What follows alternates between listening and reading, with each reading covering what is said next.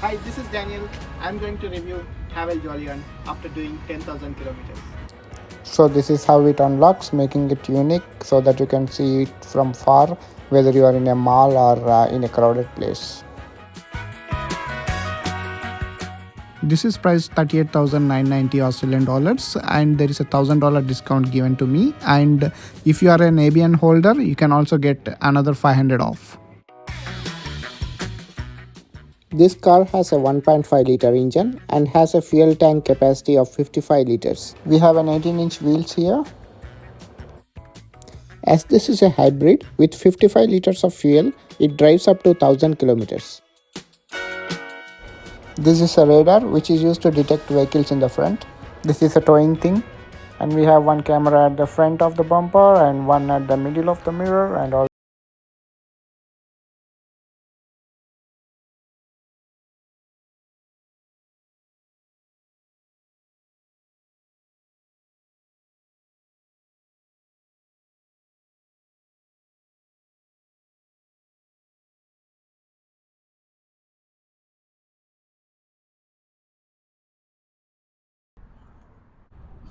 We'll just open the boot.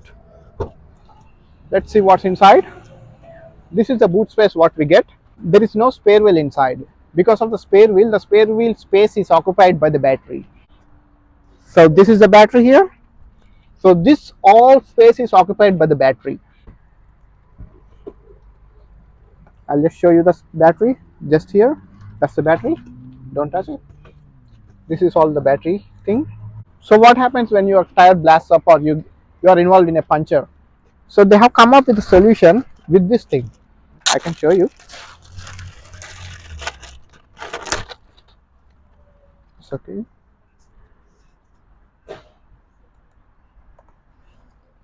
You just need to insert this thing into the wheel over here. Just remove this thing, insert this in it, and just press it. And this is a tire pressure. You need to check it.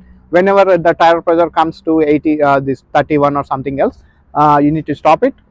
This I think this tire pressure is 30, 35. So whenever it comes to 35, you need to stop it and just put it back. It is a temporary solution, like you can drive for another 20 kilometers with this thing, and you need to drive in straight away to the mechanic so that your tire get repaired.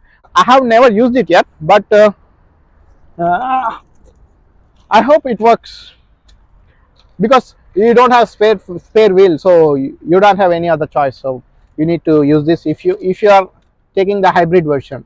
So if you are not taking the hybrid version, there is also Ultra and Lux available in this Haval. They are providing with a spare wheel. As it's not hybrid, they can easily place the wheel. There's a start button to the left hand side. Just click on it, and it will ask to press brake or V. Then press brake and push it again. Vehicle powered for driving. It's good to go. And this is the dial for transmission. Turn right for driving mode, middle for neutral, and left for reverse mode. And you can press P for parking. It's all done. You don't need to push any handbrake or anything. So let's go for a ride and let's check how it works.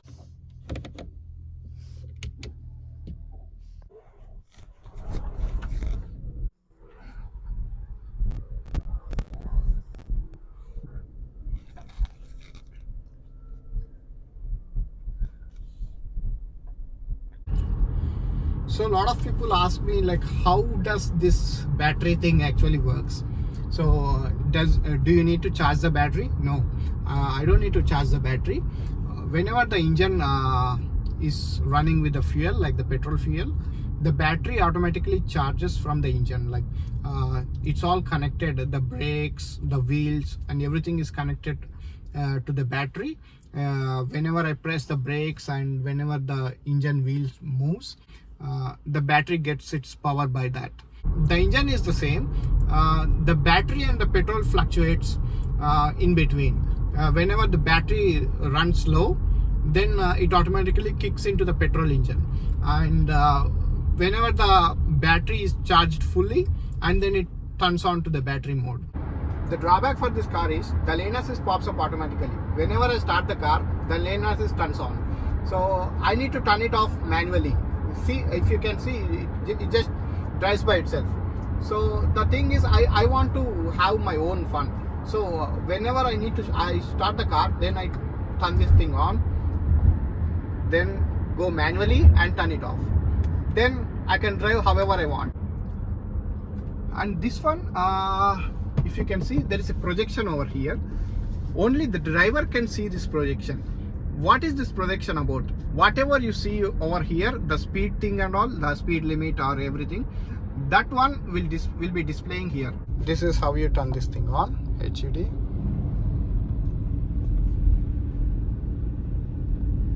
You can see a projection over there. It will display the speed thing so that you don't need to look at this. As you can see, this is the driver attention monitor. What this does is, whenever I'm in a sleepy mode or I'm distracted with the phone or something, like if I'm using a phone and I'm still driving, it means that I'm distracted, and it just gives me a warning message and it beeps. And if I'm not responded to that message, it just stops wherever it is and gives the hazard sign. So that means it's kind of a safety precaution so that you don't get involved in an accident. And you can also turn this thing off manually. It's not like you need to turn it off every time. If you don't want this, you can turn it off manually. Once it turns off forever, and unless you turn it on again when you need it. It's not like a lane assist. You need to turn it off all the time. Once you turn this thing off, it's off permanently. As you can see, this is a large panoramic sunroof.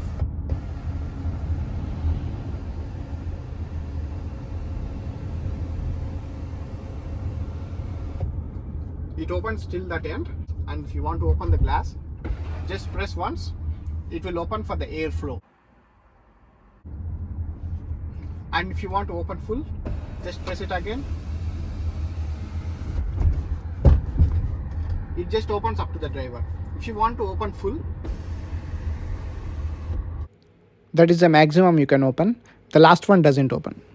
After driving for 10,000 miles, I haven't noticed any problem with the car, except for the lane assist I am uncomfortable with.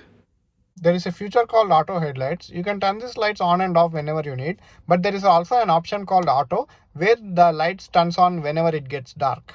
Even for the wipers, it's the same. You can keep this into auto mode, and the wipers turns on whenever there is rain. And also the wiper increases the speed depending on the intensity of the rain. We also got these blind spot mirrors.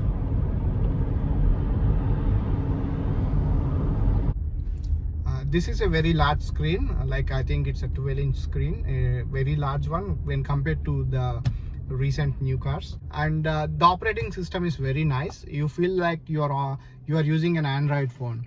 So it's very easy, it's very quick. And even the AC, you need to you can turn it on, off, everything. And you also have the shortcut buttons. You don't need to go for this thing. If you want to turn the AC on, off, you can turn it off, or whatever you want. And there is also the camera thing. You can look at the cameras. This is a 360 camera. You can see everywhere. These cameras are very good cameras. The quality is very nice. If you can see that, the quality is very good. If you want to connect to the Bluetooth, just go to the Bluetooth settings, and even this is very easy. If you want to connect to your phone, just tap on it, it just connects it. That's it. If you want to remove any device, just slide it, delete. That's it. So that's very easy. This is the intelligent ability, what we are talking about. You can turn this on and off, and as you know, this is the time, date and settings. This is the display settings, the brightness levels, how bright you need this lights on and this display on. That's the thing. This is the theme settings, the wallpapers and all. You can know that. This is the equalizer setting. You can check the equalizer and all. We will check the car thing, driving setting, comfort setting, intelligent driving. This is where you see all the sides off. If you turn the side assist on, then it's on. By default it's turned on, so whenever a vehicle comes by, it intimates you, it tells you before, so that it warns you. Forward assist, whenever there is a vehicle in front of you, it warns you. And if you don't press the brake even after the warning, the brakes are automatically pressed by the car. It's kind of a software thing. It just checks for any vehicles in front of you and any vehicle back of you. If any vehicle is coming at the back of you, it automatically warns that vehicle also by giving a hazard sign. So when you are driving very fast, like if for suppose if you are in 100 zone, you are driving very fast and suddenly a vehicle comes up in front of you, so there is not enough time to give you a warning. So there is not enough time to beep, and you just respond to that beep, and you just see the message that a vehicle is in front of you, and you just press the brakes. It takes a lot of time. So what it does is, it doesn't give you any warning message. If the vehicle is in front of you and if you're going into a crash, the software automatically detects it and it just press the brakes on and it automatically stops. It doesn't give you any warning and anything. But after the brakes, you'll get a warning like you have been stopped, and there would be a hazard signs as well. As the same, there is a lane assist here. You can turn this on, lane assist on or off. If you keep a lane assist, smart evade and everything, keep lane function, I turned everything on. Just leave my steering and I can just check how the car works.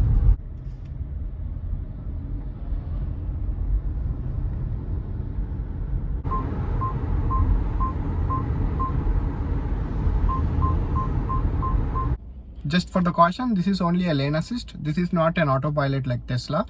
You need to place your hands on the steering, and this only assists you when you cross the lanes. And this is for the cup holders. There are two cup holders. One is a small one and one is a big one. There is a little bit of space for the keys and everything. You can put your keys or something. And this is for suppose you can keep some phones or something. And there are LED lights over here. As this is a hybrid car, all the lights are LED over here so that you can save the battery for it. You don't use much power. And these are the sunshades compartment where you can keep your shades. And one more thing, the indicator sound of this car is a little louder. I hope Haval will sort this out soon. This is the rear AC. And you have a nice boot space here, if you can see that. And an armrest over here. And two cup holders. Same other things over here. You can just sit here, and there is a lot of boot space over here.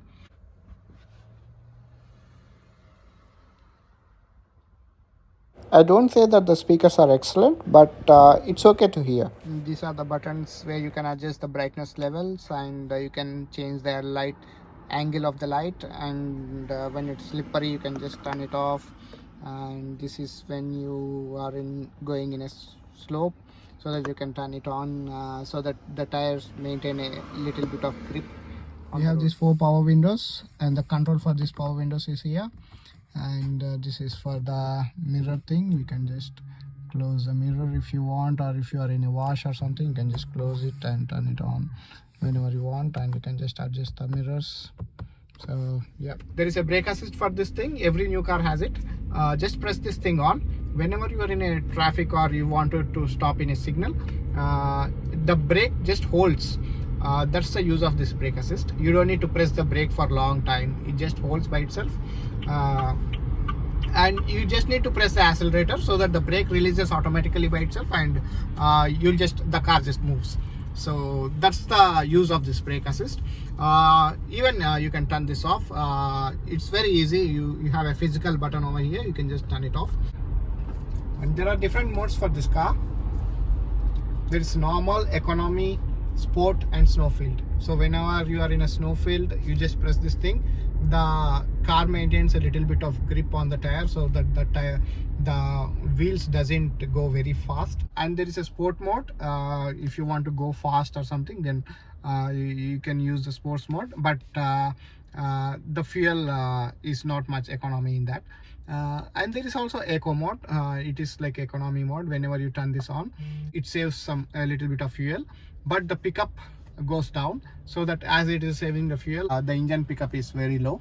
And if it's in a normal mode, the engine runs normally as it is.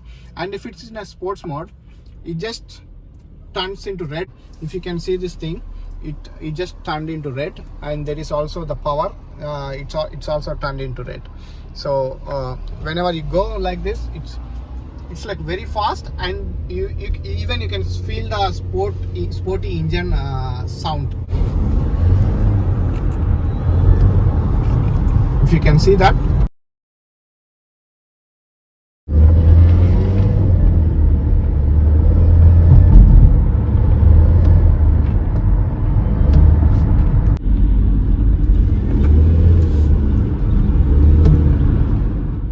There is also seat heating over here. If you can see here, driver heating.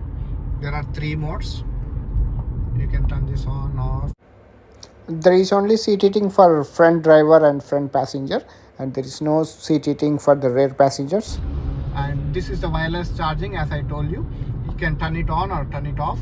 Whenever you put the phone in here, it just charges by itself.